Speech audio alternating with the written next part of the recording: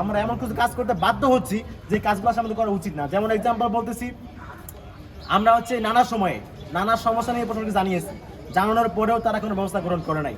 For example, যেই central ফিল্ডের যে ভাঙা দেয়ালে বহিরাগতরা প্রবেশ করে ক্যাম্পাসে যে অনধিকার চর্চা করেছে, যার ফলে আমাদের সহযোগিতাদের কান্দর উদ্বাস করিয়েছেন। এই ঘটনার যে বিশ্লেষণ করি, আপনারা দেখবেন সেই ভাঙা দেয়াল মেরামত করার জন্য বারবার বলা হয়েছে প্রশাসনকে, কিন্তু বলার পরেও তারা কিন্তু সেটা মেরামত করে নাই।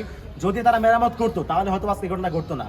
দ্বিতীয় এক্সাম্পল, আমরা কয়েকদিন আগে সর্বমিত্র সহ কয়েকজন মিলে আমরা ওই সেন্ট্রাল ফিল্ড থেকে কয়েকজন ব্যক্তিকে, আমাদের বিশ্ববিদ্যালয়ের কর্মচারী মদ সহ ধরা পড়ে, তাদেরকে আমরা এখানে নিয়ে আসি, একদম তাদের হাতে তুলে দেওয়ার পরেও তারা তাদের বিরুদ্ধে কোনো দৃষ্টান্তমূলক অবস্থান নেয় নাই। পাঞ্জাবের জগতে একটি বিশ্বস্ত নাম শাবাব এথনিক ওয়্যার।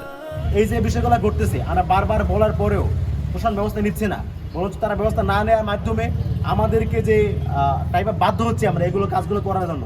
এগুলোর পিছনে অবশ্যই আমাদের প্রশাসনের দায়বদ্ধতা আছে। আমরা তাদের যে বায়াসনেস, সেই বায়াসনেস সরুবাসকে উন্মোচন করেছি। আমরা ছাত্রদলের গতকাল যে ছিনতাই ঘটনা আছে, সেটা সমস্ত ডকুমেন্টে নিয়ে এসেছি, তাদেরকে জমা দিয়েছি, এবং আমরা আশা রাখছি তারা খুব দ্রুত সময়ের ভিতরেই এই সমস্ত ঘটনাগুলো বিশ্লেষণ করে তদন্ত সাপেক্ষে, যদিও প্রমাণ স্পষ্ট প্রমাণ নয়, তদন্ত করার প্রয়োজন নাই, তারপরে যদি তারা মনে করে প্রয়োজন তদন্ত করবে, তদন্ত করার ফলে পরে যাতে প্রয়োজনীয় ব্যবস্থা গ্রহণ করা হয়, এবং সেটা যেন অবশ্যই শিক্ষার্থীদের যেই চাওয়া, সেই চাওয়ার ভিত্তিতে হয়, সেই দাবি আমরা জানাচ্ছি।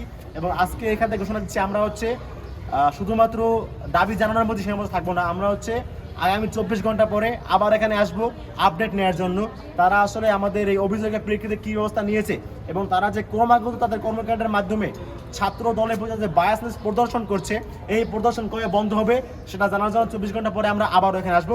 ধন্যবাদ সবাইকে। ভাই, একটা প্রশ্ন আছে। সামাজিক যোগাযোগ মাধ্যমে আপনার নিয়ে একটা ভিডিও ইতিমধ্যে ভাইরাল হয়েছে যে আপনি একজন